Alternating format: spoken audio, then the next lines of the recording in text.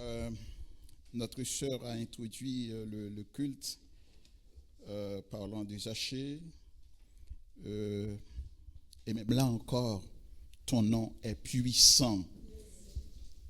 Ton nom est vie. Ton nom guérit.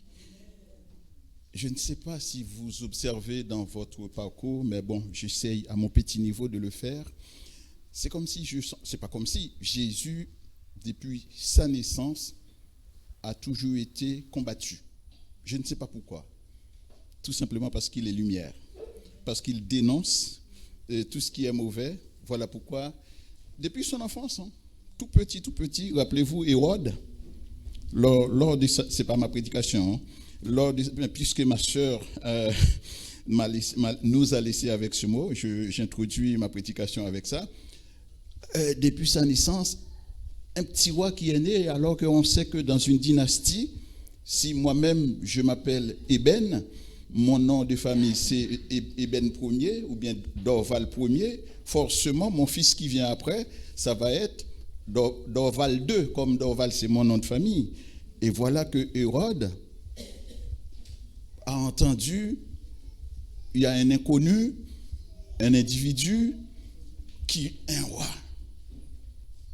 Ça a choqué Hérode. Et du coup, Hérode a mené certaines investigations. Il a envoyé ses lieutenants pour aller s'informer de savoir où cet enfant, d'où il est venu, qui est-il, ce garçon. Jésus a été tout petit combattu pendant toute sa vie par les pharisiens et autres. Il a été combattu tout simplement parce qu'il était lumière, il parlait de Dieu et lui-même étant Dieu. Voilà, il dénonce tout ce qui était mauvais. Je vous propose de faire une lecture qui se trouve en Jean chapitre 9. Lecture de la parole de Dieu qui se trouve en Jean chapitre 9. Je vais essayer de vous lire. Je vous propose cette lecture. Je vais essayer de vous la faire du verset 1er au verset 12, dans un premier temps.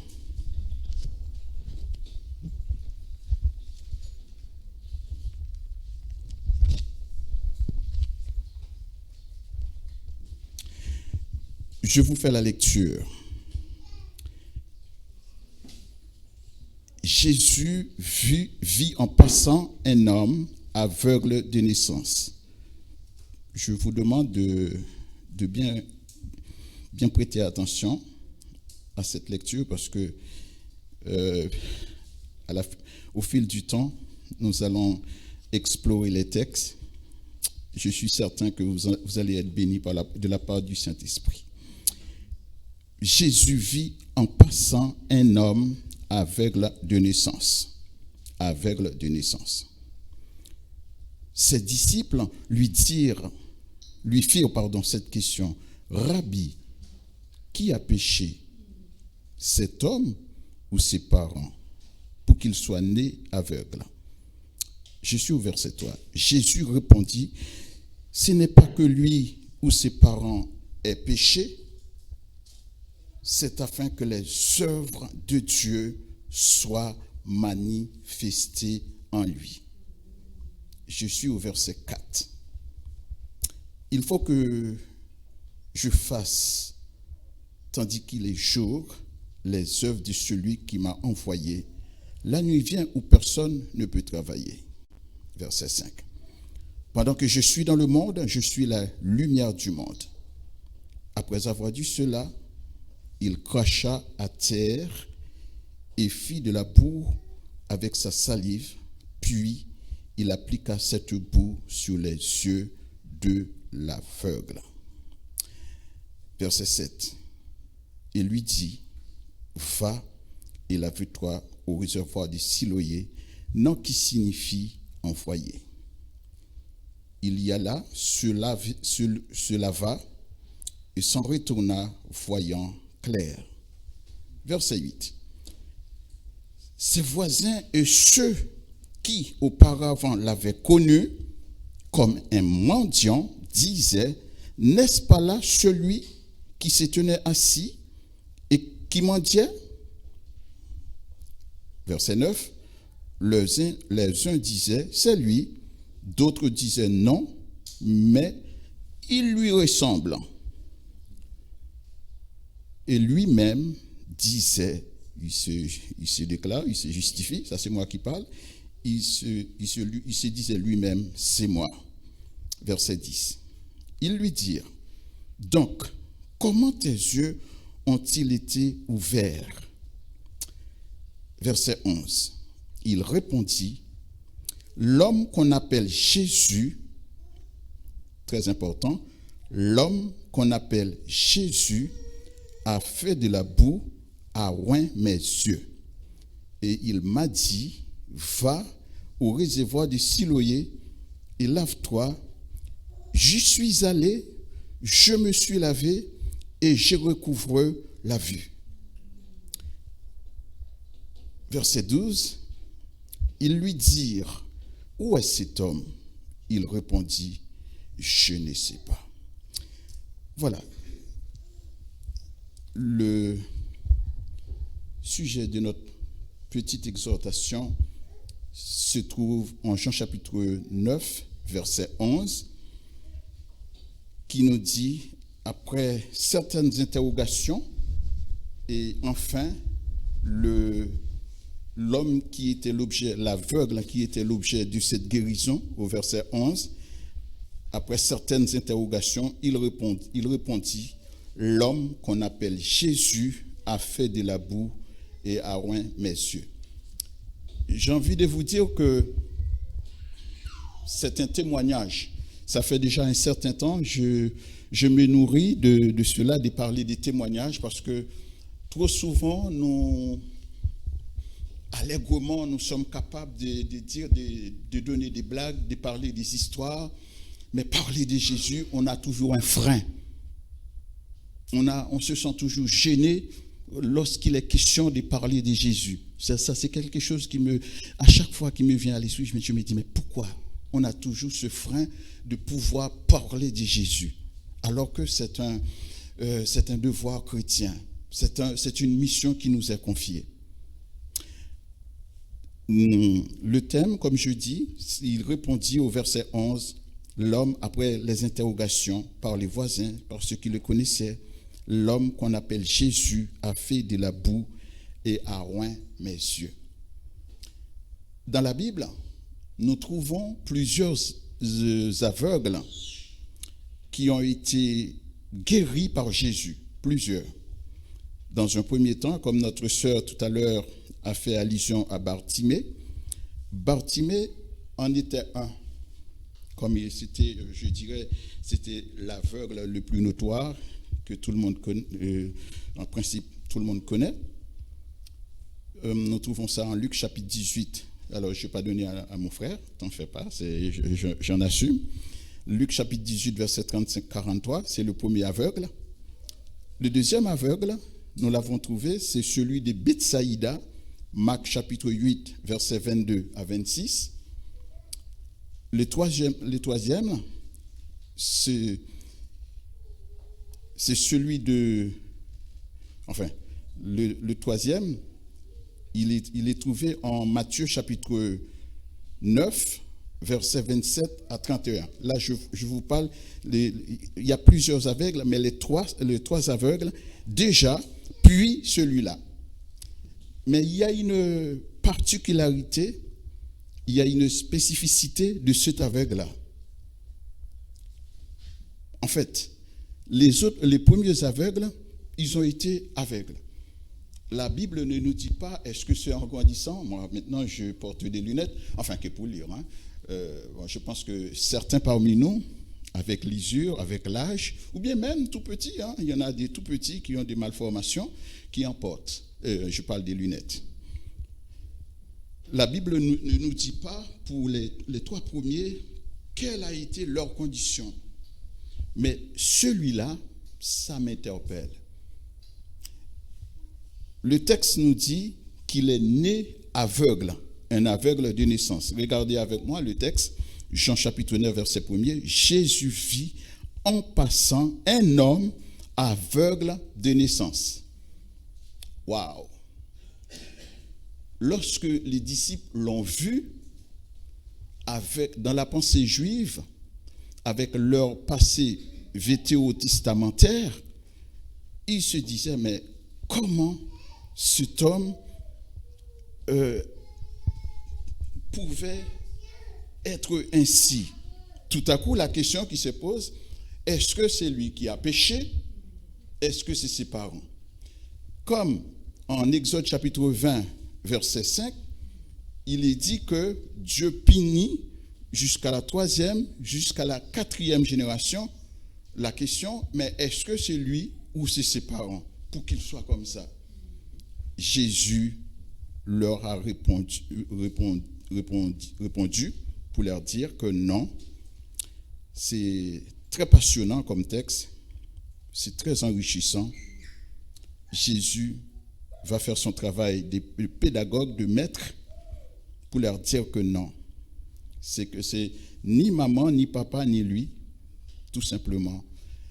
Dans le langage médical, il y a un terme, souvent j'entends, bon, je ne sais pas, on n'utilise pas seulement ce mot dans le langage médical, dans d'autres choses, mais très souvent on entend ça dans le langage médical, c'est le mot cobaye. Voilà un enfant qui est né aveugle. Aveugle. Comme quelquefois on nous dit, il y a des maladies héréditaires, il y a des choses héréditaires, mais ses parents n'étaient pas aveugles, eux. Mais lui, il est né aveugle.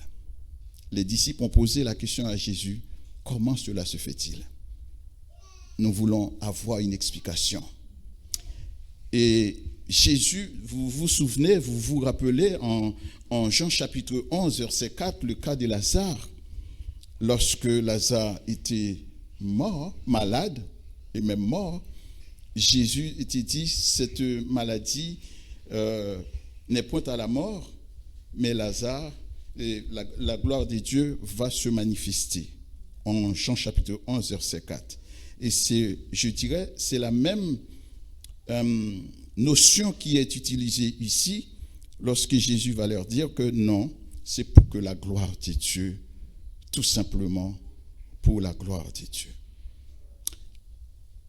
Dans la vie de tous les jours, nos parents, nous avons nous-mêmes, nos propres vies, nous avons nos enfants. Laissez-moi vous dire, je pense que ça fait plus de, en gros, ça fait plus de 10 ans que je suis là. Je ne vous ai jamais parlé de ça, sauf quelques-uns. J'ai ma fille aînée, depuis à l'âge de 17 ans, elle est atteinte d'une maladie. Aujourd'hui, c'est une fille de bientôt 32 ans. 17 ans. Enfin, c'est une maladie, malheureusement, mais que puissions-nous, nos parents? Nous sommes impuissants. La seule chose, c'est que nous faisons, nous, à notre niveau, ce que nous pouvons faire, c'est d'aller voir le médecin, et puis nous prions, nous la confions à Dieu tous les jours. C'est mon fardeau. Alors, Jésus dit ici, c'est pour la gloire de Dieu. Jésus, c'est un nom qui, comme je vous dis souvent, qui est combattu. Mais Jésus va rentrer en scène. Jésus n'a pas seulement dit c'est pour la gloire de Dieu et rester les bras croisés. Non, Jésus rentre comme acteur, il rentre en scène, il va faire ses démonstrations, il va se montrer, il va manifester sa puissance, son autorité, son pouvoir, le nom qui guérit, le nom qui pardonne, le nom qui sauve, le nom qui relève. D'accord? Le nom, même ce nom, même s'il est combattu chaque jour, mais il fait son travail. Même dans l'ombre, il brille, il fait son travail. Il est là, il fait son travail. Et Jésus va rentrer en scène. Verset 6, verset 7. Après avoir ainsi parlé, c'est pour la gloire de Dieu.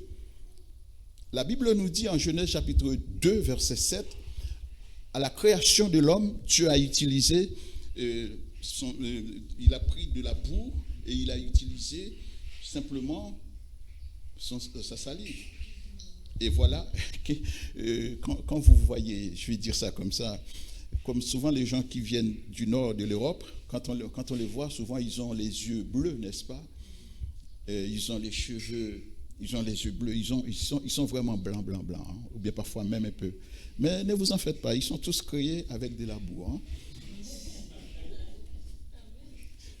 Ils sont tous créés avec de la boue. Qu'ils aient les yeux bleus comme vous les voyez, qu'ils aient la peau comme vous les voyez, avec de la boue. Chez moi, il y a un endroit dans mon pays qui s'appelle Miragouane. Quand on est en hauteur dans le sud du pays, il y a quelqu'un parmi nous, peut-être probablement qui s'y connaît, mais il y a vraiment la terre rouge dans ce milieu-là. Je me demande, est-ce que si avec cette terre, de la boue comme ça, bon, ça c'est juste une petite...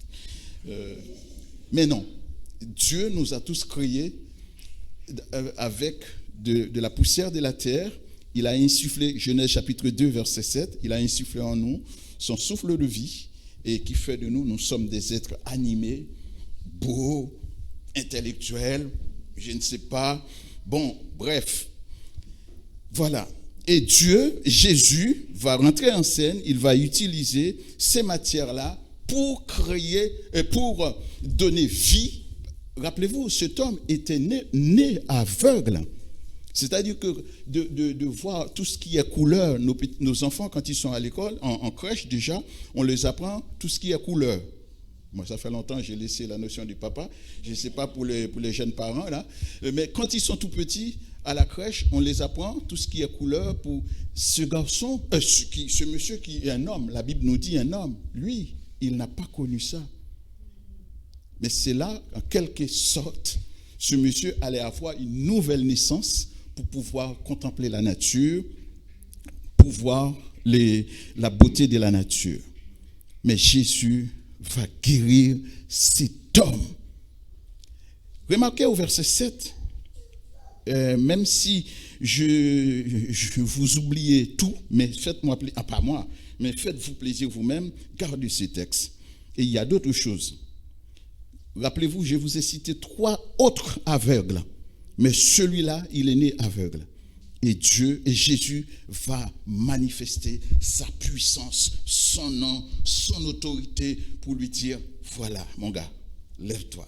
Verset 7, le texte nous dit, après avoir ainsi manigancé, faire tout ce que Jésus a fait, maintenant il va donner un ordre, ou bien une feuille de route à cet homme. Que lui avait-il dit? Et Jésus lui dit, là-dedans, vous allez observer, si vous faites une bonne, pardonnez-moi si je parle ainsi, une petite exégèse dans le texte, vous allez voir, premièrement, il y a une obéissance. Verset 7. Jésus lui dit, va, ça c'est la marque d'obéissance. Secondement, et lave-toi au réservoir des Siloé. Il y a la foi, il y a l'obéissance dans ce texte. Ça me fait penser à Naaman en 2 Rois chapitre 5, un général syrien qui avait été frappé par une maladie, je crois que c'était la lèpre, et que il a été voir, il y a une petite servante, comme dirait-on chez moi dans mon pays, une petite Sainte-Anise. Je vous apprends des choses que vous ne connaissez pas, ça c'est les langages de chez moi. Alors ici, nous dirions non, une petite servante, mais chez moi, on dirait une petite Sainte-Anise, qui lui avait dit, je ne sais pas s'il avait dit maître ou tonton, ou bien, maître, je connais un homme de Dieu, si tu vas le voir, il peut faire quelque chose. Et effectivement, malgré tout en se disant le général qu'il était, mais la parole de Dieu, nous sommes tous égaux, nous sommes tous des petits devant Dieu. Et malgré sa résistance, mais à un moment donné, il a dû se soumettre à cette injonction qui lui avait été faite par Élisée. Alors, nous voyons que l'aveugle en question, je ne sais pas, c'est parce qu'il était aveugle. Si vous me posez la question, je ne peux pas vous répondre. Je me dis, en préparant ma petite exhortation pour partager avec vous, je me dis assurément il se faisait accompagner parce qu'il est aveugle. Et d'ailleurs, sa profession, pardonnez-moi les termes, sa manière de gagner son pain, il devait aller tout le temps tendre la main. Assurément, il avait, je mets des guillemets, c'est moi qui parle en tant qu'homme, il devait se faire accompagner par quelqu'un de bonne volonté pour l'aider à aller subvenir à ses besoins. Mais il y a quelque chose d'autre qui va frapper notre attention, vraiment frapper notre attention. Je suis au verset 8.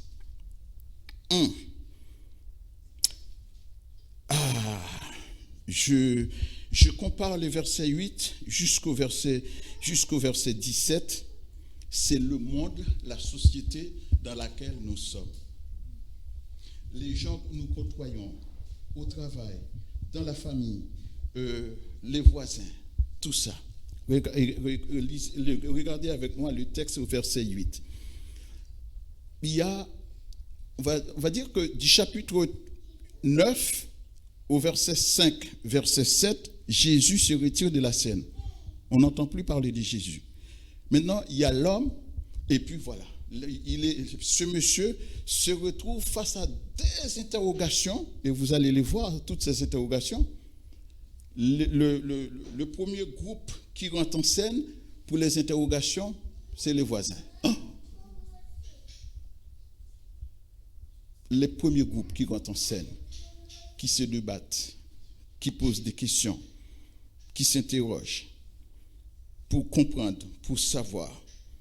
Verset 8, ses voisins et ceux. Alors ici, alors les voisins, c'est spécifiquement les voisins proches. Mais ceux, c'est monsieur, madame, tout le monde. On le voit comme ça, mais il n'y a pas trop de proximité. Mais ceux-là ou celles-là ou ceux-ci, ils sont quand même là. Ils s'interrogent aussi. Est-ce que vous êtes, comme mon pasteur dirait, j'aime bien dire, est-ce que vous êtes là? Oui, j'aime bien interpeller quelquefois. Même si là, je parle seul, mais je parle à des gens. Donc, j'aimerais vous sentir aussi, c'est pas moi, c'est pas pour moi, mais pour la participation de chacun, j'aimerais que vous soyez actifs. Ses voisins et ceux qui auparavant l'avaient connu comme un mendiant, disaient, ça c'est la stupéfaction, n'est-ce pas celui qui était assis et qui mendiait? C'était son job, c'était sa façon de vivre. Là, et tout à coup, il y a un changement qui s'opère dans la vie de ce monsieur. Gloire à Jésus. Gloire à Jésus. Quand Jésus rencontre quelqu'un, laissez-moi vous dire, il est impossible si Jésus te rencontre, ma soeur, que tu restes comme tu étais. C'est pas possible. Non, c'est pas possible. C'est pas possible. Non. Quand Jésus rencontre quelqu'un, assurément, il y a un travail, il y a quelque chose, un changement qui s'opère, qui s'effectue dans la vie de cette personne. Et que là, c'est tout, comment dire, il y a tout un changement, il y a des interrogations, il y a des questions, il y a des interpellations, mais dis-nous, comme nous voulons savoir, dis-nous. Et le verset 9, mais c'est juste ce premier groupement. Il y a les voisins. Il y a les voisins qui s'interrogent. Ensuite, ça a tellement, comment dire ça, est-ce que je peux dire traumatisé? Non, pas traumatisé, mais ça a tellement étonné les voisins au point les pharisiens s'en mêlent. Lorsque, je ne sais pas comment, est-ce que c'est eux qui ont conduit ce monsieur aux pharisiens, mais les pharisiens étaient aussi perplexes, étaient aussi troublés de vouloir savoir qu'est-ce qui s'est passé. Alors, c'est le premier groupement, ça c'est les pharisiens. Le deuxième, ceux. Le troisième, le premier, c'était les voisins. Deuxième, c'est ceux. Le troisième, c'est les pharisiens. Et les pharisiens qui, à un moment donné, qui font venir les parents. Donc, il y a quatre groupes de personnes à cause de la guérison d'un seul homme. Mais la question, on va l'interroger, on va presque, il y a une sorte de ténacité. On veut savoir, on veut savoir. Mais comme je vous dis, les témoignages, rester sans parler de Jésus, c'est un tort. Nous avons tort, tous ensemble. Non, on ne peut pas rester. Moi, je me rappelle, c'est maintenant, je me calme, hein, je me calme. Mais quand dans les années 2000, j'ai toujours de grandes voitures, puisqu'à un moment donné, mes enfants étaient petits, nous étions au nombre de 6. Pas nous sommes toujours au nombre de 6. Mais comme ceux maintenant, ils sont grands, maintenant, je peux me permettre de rouler en berline. Oui, de l'époque, j'avais un véhicule de trafic, quoi, pour transporter tout ce monde-là. Bon, aujourd'hui, je peux... Bon, bref, vous voyez, c'est un peu du mot, comprenez-moi.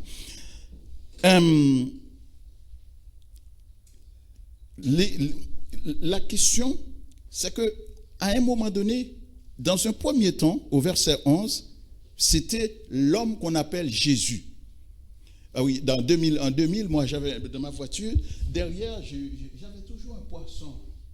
En grec, je crois que c'est ictus, c'est la façon que les chrétiens, avec les émeutes, ce qui s'était passé à Rome. Donc, les chrétiens, c'est pas d'aujourd'hui, hein. Quand nous lisons l'histoire des chrétiens ont toujours connu des moments difficiles. Hein. Donc, pour qu'ils puissent se reconnaître de l'époque, c'est avec ces petits poissons. C'est comme ça, ils pouvaient se reconnaître. Donc, moi, j'avais toujours un poisson derrière. Et puis, devant, dans la voiture, j'avais toujours un sticker en gros avec le sang de Jésus. Moi, je faisais ça pour provoquer les gens, parce que j'aimais bien parler de Jésus, j'aime parler de Jésus. Alors, ceux qui comprenaient, quand ils montaient dans mon véhicule, qui voyaient ça, c'était le sujet de discussion. Une fois arrivé dans la voiture, bonjour monsieur, bonjour monsieur, bonjour monsieur, bonjour madame. Bon, voilà, le sujet a été ouvert, quoi. Mais bon, pour l'instant, je me calme un petit peu. Mais je suis toujours là, je n'ai pas lâché l'affaire, comme disent les jeunes. Hein. Alors, la question, on va interroger ce monsieur, on l'interrogeait. Au verset 17, l'homme en question va changer de discours. Vous vous rappelez, lorsque Pierre, Jésus, si vous me passez les termes, c'est comme si c'était une interview dans une conférence. Et Jésus voulait savoir, il posait des questions pour savoir les disciples les uns les autres, que pensaient-ils de lui, que disaient-ils de lui. Et à un moment donné, il y en a qui disaient, bon voilà, tu es Élie, certains disaient autre chose, mais il y a Pierre qui avait dit, non, tu es le Fils de Dieu. C'est Pierre qui a eu cette révélation. Mais là, au verset 17 du texte, l'homme va changer de discours. À un moment donné, il disait l'homme qu'on appelle Jésus. C'était vague. Il n'y avait pas vraiment, un sens. C'était n'importe qui pouvait dire ça. Mais là, au verset 17, après une telle guérison, maintenant, ce n'est plus l'homme qu'on appelle Jésus, c'est un prophète. Verset 17 qui nous parle de ça. Et qui a fait de la boue, voilà, je recouvre la vue, tout simplement. Mais il y a une sorte ils sont en train de tergiverser pour comprendre. Si nous allons un peu plus loin, chez les pharisiens, je suis au verset 17, il y a eu division chez les pharisiens pour comprendre comment cet homme a pu être, comment il pouvait être guéri de la sorte, parce que c'est quelqu'un, il est né comme ça. Maintenant, le texte ne nous donne pas son âge, mais il est né comme ça, maintenant il recouvre la vue. Ça a bouleversé, est-ce que je peux dire toute une ville? Non, pas toute une ville, mais le secteur dans le milieu où il était, ça a bouleversé tout ce monde-là. Et maintenant, l'homme en question, en lui posant des questions, il va dire que c'est un prophète. Non, aujourd'hui, je suis guéri, je suis ce que je suis, assurément, c'est quelqu'un qui est plus fort que vous, qui est plus fort que moi, qui passe par là, qui m'a guéri. C'est un prophète. Alors, les pharisiens étaient dans une position, parce qu'ils ne voulaient pas que les gens reconnaissent en Jésus. C'est toujours le même chapitre. Hein. Les pharisiens combattaient Jésus. Ils ne voulaient pas reconnaître Jésus comme le Messie, comme le Christ. Et l'homme en question qui était l'objet de cette guérison va témoigner pour dire que Jésus, c'est un prophète, Jésus lui fait du bien. Et nous continuons. À un moment donné, les pharisiens ont fait venir les parents bien-aimés. Témoigner de Jésus-Christ, nous ne devons pas avoir honte. Non, nous ne devons pas avoir honte. Non. Je comprends que, comme je vous disais au début, souvent il y a un frein, mais ça c'est l'œuvre du diable. Nous ne devons pas avoir honte, comme un frère Éric Zali a dit une fois, soit dans une réunion de prière. Oui, il ne faut pas être gêné de dire à ses collègues, je vais à l'église. Pourquoi? Les gens qui vont dans les boîtes de nuit, mais ils ne se gênent pas, ils le disent. Ils organisent des programmes, ils ne se gênent pas, mais pourquoi avons-nous peur, nous, de parler de Dieu que Jésus-Christ est mort sur la croix pour le pardon de nos péchés? Pourquoi restons-nous, je ne sais trop, dans notre coin? Parce que, non. La dernière fois, j'ai transporté 3 politiques qui sont actuellement là dans les élections européennes. 3 politiques, 3 calibrés. Mais je les écoute. Mais je cherchais juste si j'avais l'occasion juste pour mettre un petit pion, mais malheureusement, je les ai écoutés depuis Paris pour aller à Montreuil. Je les ai écoutés dans la voiture, mais comme ils étaient dans une discussion assez serrée, moi, je n'ai pas eu une petite parenthèse pour mettre un petit grain. Jusqu'à présent, ça me... Parce que c'est des politiques, c'est des gens haut placés. Moi, j'attendais qu'ils me donnent l'occasion, mais malheureusement, ils parlaient. L'occasion ne m'était pas donnée, mais jusqu'à présent, je le regrette. Non, il faut le dire. Je vais vous dire une chose. L'apôtre Paul, qui a été l'apôtre des païens, a dû faire face à Rome. Pas Rome d'aujourd'hui, Rome de l'époque. Devant Agrippa, devant Festus, Félix, c'était des hauts gradés de l'époque. Dans une plaidoirie, là où Paul a défendu sa position, sa foi, lorsque les Juifs ont... Ce que je vous dis là, ça se trouve en Actes chapitre 25, 26. Chapitre 26, plus précisément, c'est à la fin de son discours, chapitre 26, verset 27-31. Paul, dans sa défense, il a présenté Christ à Agrippa. À un moment donné, Agrippa lui dit, mais écoute Paul, mais ton grand savoir là te rend fou. Est-ce que la façon dont tu me parles là, tu vas me persuader de devenir chrétien? Paul lui dit, cher ami, alors ça c'est moi qui parle, c'est Ben qui parle. Paul lui dit, plaise à Dieu. Si ce n'est pas aujourd'hui, peut-être demain. Pas seulement toi, parce que de l'époque là, il se permettait de se tutoyer. Exactement. Alors moi, je ne parle pas grec, je ne sais pas comment ça a été dit, mais dans la traduction, c'est ainsi que je l'ai. Paul lui dit, sauf les chaînes que j'ai dans mes liens là, mais plaise à Dieu, je souhaite que tu deviennes. Écoutez, parler de Jésus-Christ, tu ne manques pas respect, tu ne manques pas respect à personne. Je ne manque respect à personne, à monsieur le maire, je ne manque respect à personne. Je dis, Jésus sauve, Jésus guérit, Jésus pardonne, Jésus revient. Juste avant de venir ce matin, j'ai un petit livre, Bonne Semence, 365 jours. Tous les jours, systématiquement, Dieu fait grâce. Dès que je me lève, avant de commencer ma journée, je lis. Et ce que je lisais ce matin avant de venir, c'est que Jésus reviendra avec puissance, tout genou, qu'il soit dignitaire, qu'il soit majesté, qu'il soit roi, qu'il soit je ne sais, tous fléchiront, couberont devant lui. Pourquoi dois-je me taire? Pourquoi devons-nous nous taire de parler de Jésus? À ton petit niveau, à mon petit niveau, là où je suis, je vais parler de Jésus. Et ce monsieur, je reviens au groupement, là où on a convoqué les parents témoignaient.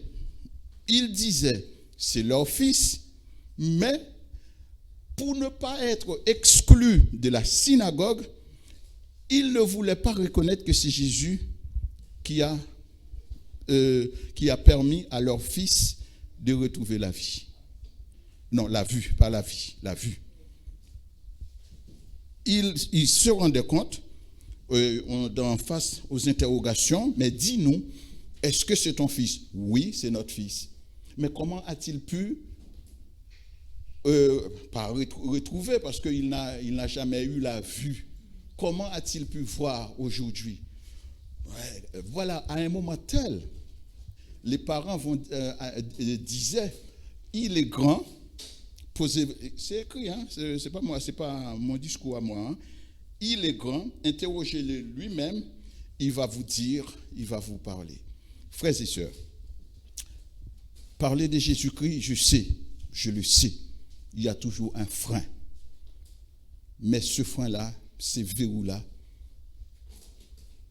non pas notre propre force, mais ces verrous, nous avons besoin de les faire sauter. Parce que il y a certaines occasions, c'est aujourd'hui, si tu vois ton frère, ma soeur, quelquefois on n'a pas besoin d'ouvrir la bouche, hein, mais une façon de faire, il y a une manière de se comporter qui va interpeller l'autre pour lui dire, mais comment il se comporte comme ça? Qu'est-ce qui se passe? Nous devons témoigner de Christ. Et ce monsieur qui était l'objet de cette guérison, à un moment donné, ce même monsieur, comme Paul avait dit de son temps, et ce monsieur au verset 21, lorsque les pharisiens l'ont interrogé à plusieurs reprises, dans le verset 21, il va leur dire que, mais voulez-vous aussi devenir ses disciples? Ça, c'est un témoignage. Là, c'est l'évangile qu'il prêche. Voulez-vous aussi devenir ses disciples? Et malheureusement, Jésus était bien présent, mais malheureusement, on n'a pas voulu l'accepter, le reconnaître comme le Messie, comme le Sauveur, comme le Christ, mais il y a eu toujours un petit groupe qui croyait en lui. Alors, ce monsieur, il était aveugle, né aveugle, mais Jésus, le Maître, le Seigneur, le Tout-Puissant, le Créateur, il a dit, c'est pas parce que ses parents, lui, parce qu'ils avaient péché, mais tout simplement c'était pour la gloire de Dieu.